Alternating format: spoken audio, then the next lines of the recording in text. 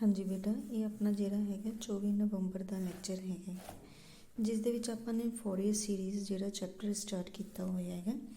ਤਾਂ ਇਸ ਤੋਂ ਅੱਗੇ ਆਪਾਂ ਨੇ ਲਾਸਟ में ਤੁਹਾਨੂੰ ਕੁਝ ਰਿਜ਼ਲਟਸ ਬਾਰੇ ਦੱਸਿਆ ਸੀ ਤੇ ਫੋਰੀਅਰ ਸੀਰੀਜ਼ ਬਾਰੇ ਦੱਸਿਆ ਸੀਗਾ ਕੀ ਹੁੰਦਾ ਹੈਗਾ। ਫੋਰੀਅਰ ਸੀਰੀਜ਼ ਦੀ ਡੈਫੀਨੇਸ਼ਨ ਆਪਾਂ ਨੇ ਕੀਤੀ ਸੀਗੀ ਸਟੇਟਮੈਂਟ। ਅੱਗੇ ਆਪਾਂ ਐਗਜ਼ਾਮਪਲਸ ਕਰਦੇ ਹਾਂ। ਇਹਦੀਆਂ ਮੇਨ ਜਿਹੜੀਆਂ ਹੈਗੀਆਂ ਐਗਜ਼ਾਮਪਲਸ ਹੈ, ਕਾफ़ी इंपॉर्टेंट एग्जाम्पल्स है। सारिया एग्जाम्पल्स बेटा तुसी ध्यान नाल करनी है तो बहुत ही ईजी एग्जाम्पल्स है, ईजिली तुसी इन्हां नूं कर सकते हो। जिवें कि फर्स्ट अपने कोले एग्जाम्पल हैगी है कि आपां नूं फंक्शन गिवन है f x is equal to x sine x. ठीक है, फंक्शन आपां नूं गिवन है तो लिमिट्स आपां नूं गिवन है एक्स दियां 0 तो लेके 2 पाई तक। एज ए फॉरियर सीरीज़ आपां ने इहनूं एक्सपेंड करना है। फंक्शन ਨੂੰ ਆਪਾਂ ਫੋਰੀਅਰ ਸੀਰੀਜ਼ ਦੇ ਵਿੱਚ ਐਕਸਪੈਂਡ ਕਰਨਾ ਹੈ। ਕਲੀਅਰ? ਤਾਂ ਐਫ ਐਕਸ ਆਪਾਂ ਨੂੰ ਗਿਵਨ ਹੈ ਤੇ ਆਲਸੋ ਅਕੋਰਡਿੰਗ ਟੂ ਫੋਰੀਅਰ ਸੀਰੀਜ਼ ਆਪਾਂ ਨੂੰ ਪਤਾ ਹੈ, ਇਹ ਚੀਜ਼ ਤੁਹਾਨੂੰ ਦੱਸੀ ਸੀਗੀ ਕਿ ਅਕੋਰਡਿੰਗ ਟੂ ਫੋਰੀਅਰ ਸੀਰੀਜ਼ ਆਪਣੇ ਕੋਲ ਕੀ ਹੈ a naught by 2 f x is equal to a naught by 2 plus summation n equal to 1 to infinity an cos nx plus summation n equal to 1 to infinity bn sin nx। Clear? ਮੇਨ ਆਪਣਾ ਜਿਹੜਾ ਆਹੀ result ਹੈ ਜਿਹੜਾ ਕਿ ਤੁਸੀਂ ਯਾਦ ਰੱਖਣਾ ਹੈ ਜਦੋਂ ਵੀ ਤੁਸੀਂ ਕਿਸੇ ਫੰਕਸ਼ਨ ਨੂੰ ਫੋਰੀਅਰ ਸੀਰੀਜ਼ ਦੇ ਵਿੱਚ ਐਕਸਪੈਂਡ ਕਰਨਾ ਹੈ। ਕਲੀਅਰ? ਜਦੋਂ ਵੀ ਤੁਸੀਂ ਇਹਨੂੰ ਫੋਰੀਅਰ ਸੀਰੀਜ਼ 'ਚ ਐਕਸਪੈਂਡ ਕਰੋਗੇ ਤਾਂ ਆਹੀ ਰਿਜ਼ਲਟ ਤੁਸੀਂ ਅਪਲਾਈ ਕਰਨਾ ਹੈ ਤੇ ਓਡ ਈਵਨ ਫੰਕਸ਼ਨ ਜਿਹੜੇ ਉਹ ਤੁਹਾਨੂੰ ਮੈਨੇ ਦੱਸੇ ਸੀਗੇ। Clear? Now according to this formula a naught ਦੀ ਵੈਲਿਊ ਕੀ ਹੁੰਦੀ ਹੈਗੀ, ਇਹ ਵੀ ਤੁਹਾਨੂੰ ਤਿੰਨੋਂ ਦੱਸੀਆਂ ਹੋਈਆਂ। ਏ ਨੋਟ, ਏ ਐਨ ਤੇ ਬੀ ਐਨ ਦੀਆਂ ਵੈਲਿਊਜ਼ ਆਪਾਂ ਜਿਹੜੀਆਂ ਹੈਗੀਆਂ ਉਦੋਂ ਬਾਅਦ ਫਾਈਂਡ ਆਊਟ ਕਰਾਂਗੇ। ਤਾਂ ਸਭ ਤੋਂ ਪਹਿਲਾਂ ਏ ਨੋਟ ਦੀ ਵੈਲਿਊ ਕੀ ਆਏਗੀ 1/ਪਾਈ ਇੰਟੀਗਰਲ ਲਿਮਿਟਸ ਆਪਾਂ ਨੂੰ ਜਿਹੜੀਆਂ ਗਿਵਨ ਹੋਣਗੀਆਂ ਉਹ ਪੁੱਟ ਕਰਨੀਆਂ, ਜਿਵੇਂ ਕਿ 0 to 2 pi f x d x. This is the value of a naught. ਇਹ ਪਿੱਛੇ ਤੁਹਾਨੂੰ ਮੈਨੇ ਦੱਸਿਆ ਸੀਗਾ।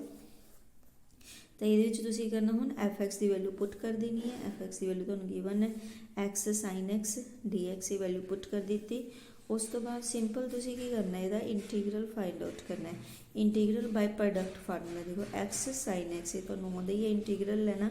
ਕਿਸ ਤਰ੍ਹਾਂ ਆਪਾਂ ਨੇ ਇੰਟੀਗਰਲ ਇਹਦਾ ਕੱਢਣਾ ਹੁੰਦਾ ਹੈਗਾ। ਕਲੀਅਰ? ਉਹ ਮੈਂ ਤੁਹਾਨੂੰ ਇੱਥੇ ਨਹੀਂ ਰਿਪੀਟ ਕਰਾਂਗੀ।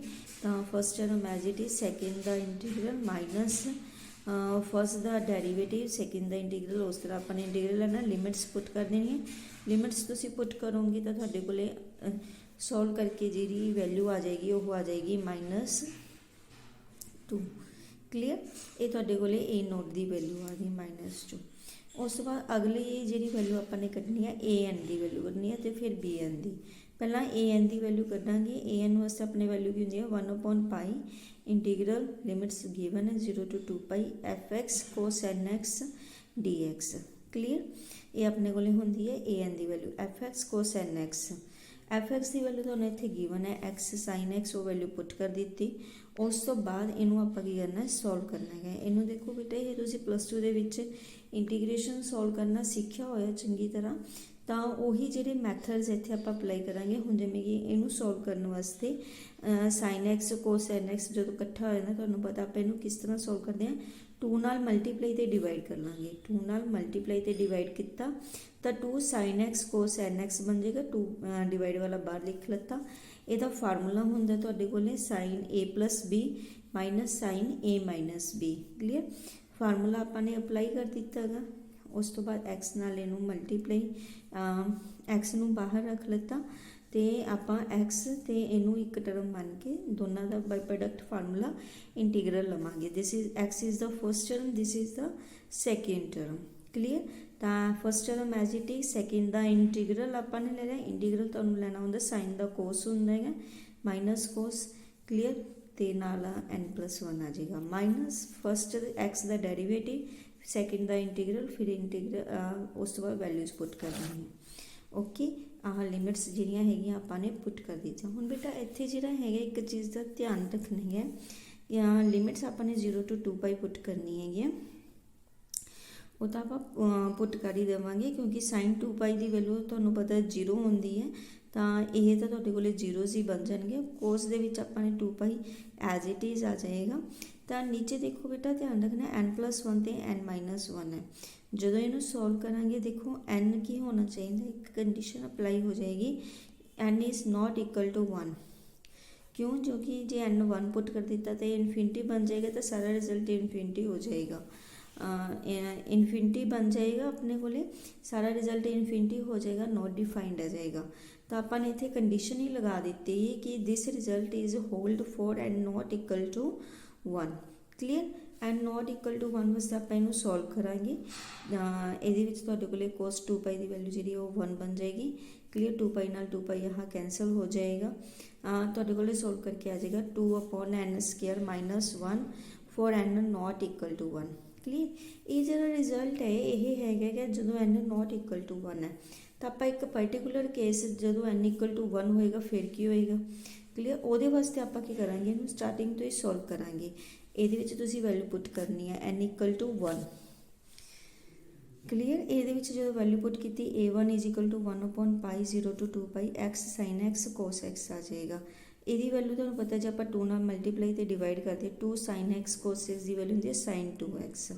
ਉਸ ਤੋਂ ਬਾਅਦ ਫਿਰ ਪ੍ਰੋਡਕਟ ਫਾਰਮੂਲਾ ਅਪਲਾਈ ਕਰਕੇ ਇਹਨੂੰ ਸੋਲਵ ਕੀਤਾ ਤਾਂ ਵੈਲਿਊ ਆਪਣੇ ਕੋਲ ਕੀ ਆ ਗਈ -1/2। क्लीयर?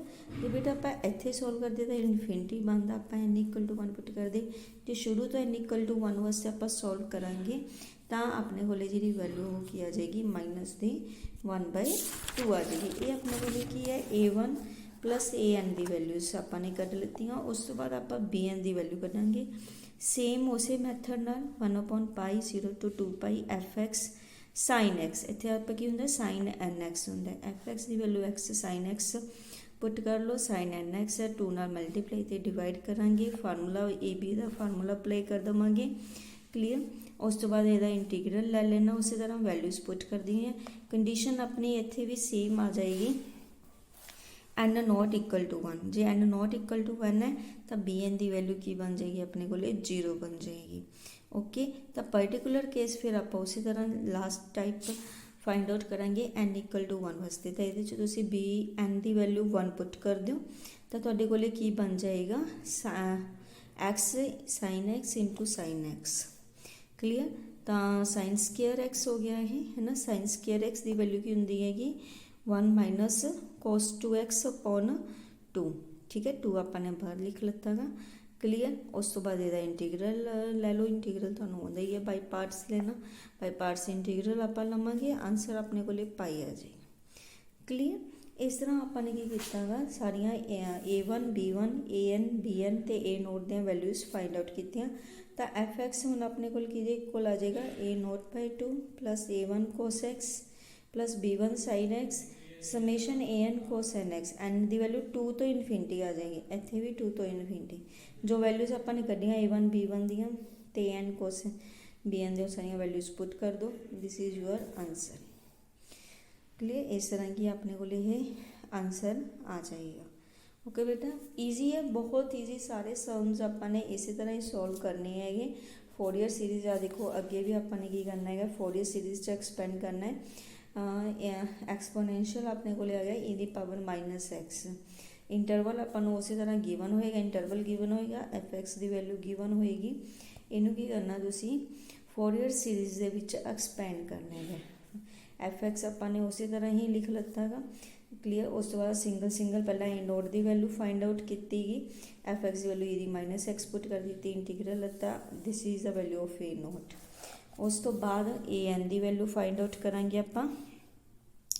an की वैल्यू फाइंड आउट करोगे उमें वैल्यूज पुट कीतियां, प्रोडक्ट फार्मूला अप्लाई करन दी लोड़ नहीं। इहदी आपने ये वैल्यू मैं तुहानूं दसी सीगी कि integral e ax cos bx की वैल्यू की होंगी है ax upon a² + b² into a cos bx + b sin bx। ये तुहानूं सीधी हुई वैल्यू याद करवाई सी पिछे जो स्टार्टिंग तुहानूं दस्सिया सी, तो वो सीधी हुई वैल्यू तुसीं पुट कर सकते हो तो लिमिट्स पुट कर देनी है। लिमिट्स पुट करनी तुहानूं आउंदियां ही है, तो तुहाडे कोले an की वैल्यू आ जाएगी। सिमिलरली bn की वैल्यू कढ़नी है, sin bx नाल भी तुहानूं दस्सिया होया किस तरह हुंदा है। वैल्यूज तुसीं fx पुट कर दो, दिस इज योर आंसर। इन्हूं एक्सपेंड करके दिखाया होया बेटा। इसी तरह जिहड़ियां बाकी दियां जिहड़ियां अपनियां एग्जाम्पल्स है, काफ़ी इंपॉर्टेंट एग्जाम्पल्स है बेटा, छड्डनियां नहीं हैगियां। ये तुसीं ਜੇ ਕਿਸੇ ਵੀ ਐਗਜ਼ਾਮਪਲ ਦੇ ਵਿੱਚ ਕੋਈ ਵੀ ਡਾਊਟ ਲੱਗਦਾ ਹੈ ਤਾਂ ਫੋਰਥ ਐਗਜ਼ਾਮਪਲ ਜਿਹੜੀ ਹੈ ਤੁਹਾਡੀ ਕਾਫੀ ਇੰਪੋਰਟੈਂਟ ਐਗਜ਼ਾਮਪਲ ਹੈ, ਪੇਪਰ 'ਚ ਕਾਫੀ ਵਾਰ ਆਈ ਹੋਈ ਹੈ। ਤੇ ਇੱਕ ਚੀਜ਼ ਇਹਦੇ ਵਿੱਚ ਧਿਆਨ 'ਚ ਰੱਖਣੀ ਹੈ, ਇੱਕ ਹੋਰ ਚੀਜ਼ ਆ ਜਾਂਦੀ ਹੈ ਕਿ ਤੁਸੀਂ ਚੈੱਕ ਕਰ ਸਕਦੇ ਹੋ ਕਿ ਜਿਹੜਾ ਵੀ ਫੰਕਸ਼ਨ ਤੁਹਾਨੂੰ ਗਿਵਨ ਹੈ ਉਹ ਓਡ ਫੰਕਸ਼ਨ ਹੈ ਕਿ ਈਵਨ ਫੰਕਸ਼ਨ ਹੈ। ਤੁਹਾਨੂੰ ਦੱਸਿਆ ਸੀਗਾ ਜੇ ਈਵਨ ਫੰਕਸ਼ਨ ਹੈ ਤਾਂ bn ਦੀ ਵੈਲਿਊ 0 ਹੁੰਦੀ ਹੈ, ਜੇ ਓਡ ਫੰਕਸ਼ਨ ਹੈ ਤਾਂ a0 ਤੇ an ਦੀ ਵੈਲਿਊ 0 ਹੋ ਜਾਂਦੀ ਹੈ। ਤਾਂ ਉਹ ਤੁਹਾਨੂੰ ਕੈਲਕੂਲੇਟ ਕਰਨ ਦੀ ਫਿਰ ਲੋੜ ਨਹੀਂ ਹੈਗੀ, ਤੁਸੀਂ ਸਿੱਧਾ ਹੀ ਉਹ ਜਿਹੜੀਆਂ ਵੈਲਿਊਜ਼ ਕੱਢਣੀਆਂ ਉਹਨਾਂ ਦੇ, ਜਿਵੇਂ ਜੇ ਈਵਨ ਫੰਕਸ਼ਨ ਹੈ ਤੁਸੀਂ ਸਿਰਫ a0 ਤੇ an the value ਕੱਢੋਗੇ, bn the value ਕੱਢਣ ਦੀ ਲੋੜ ਨਹੀਂ ਹੈਗੀ। ਜੇ ਓਡ ਫੰਕਸ਼ਨ ਹੈ ਤਾਂ ਇਕੱਲੀ bn ਦੀ ਵੈਲਿਊ ਕੱਢਣੀ ਹੈ, a0 ਤੇ an ਵੀ ਕੱਢਣ ਦੀ ਲੋੜ ਨਹੀਂ ਹੈਗੀ। ਕਲੀਅਰ। ਤੇ ਕੱਢਣਾ ਵੈਲਿਊਜ਼ ਕੱਢਣੀਆਂ ਤੁਹਾਨੂੰ ਦੱਸ ਦਿੱਤੀਆਂ ਕਿਸ ਤਰ੍ਹਾਂ ਕੱਢਣੀਆਂ। ਆਪਾਂ ਨੇ fx ਲਿਖ ਲੈਣਾ ਹੈਗਾ, a0 ਆ ਫਾਰਮੂਲਾ ਜਿਹੜਾ ਹੈਗਾ ਉਹਦੇ ਵਿੱਚ fx ਦੀ ਵੈਲਿਊ ਪੁੱਟ ਕਰਕੇ ਤੁਸੀਂ ਇੰਟੀਗਰਲ ਲੈ ਕੇ ਵੈਲਿਊਜ਼ ਨੂੰ ਨਿਕਾਲ ਸਕਦੇ ਹੋ। ਠੀਕ ਹੈ, ਕਾਫੀ ਇੰਪੋਰਟੈਂਟ ਐਗਜ਼ਾਮਪਲਸ ਹੈ, ਸਾਰੀਆਂ ਐਗਜ਼ਾਮਪਲ ਜ਼ਰੂਰ ਕਰਿਓ। ਜੇ ਕਿਸੇ ਵੀ ਐਗਜ਼ਾਮਪਲ 'ਚ ਕੋਈ ਵੀ ਡਾਊਟ ਹੋਵੇ ਤਾਂ ਤੁਸੀਂ ਮੈਨੂੰ ਪੁੱਛ ਸਕਦੇ ਹੋਗੇ। ਕਲੀਅਰ ਬੇਟਾ। ਇਸ ਦੇ ਨਾਲ ਜਿਹੜੀ ਤੁਹਾਡੀ ਇਹ ਫਸਟ ਐਕਸਰਸਾਈਜ਼ ਹੈਗੀ, ਫਸਟ ਇਹ ਐਕਸਰਸਾਈਜ਼ ਜਿਹੜੀ ਉਹ ਹੋ ਜਾਏਗੀ ਕੰਪਲੀਟ। ਤੇ ਐਗਜ਼ਾਮਪਲ ਜ਼ਰੂਰ ਕਰਨੀ ਹੈ, ਤੁਸੀਂ ਸਾਰੀਆਂ ਐਗਜ਼ਾਮਪਲਸ ਨੂੰ ਫੋਲੋ ਕਰਿਓ। ਨੈਕਸਟ ਆਪਾਂ ਅਗਲੇ ਲੈਕਚਰ ਕਰਾਂਗੇ। ਥੈਂਕ ਯੂ ਬੇਟਾ।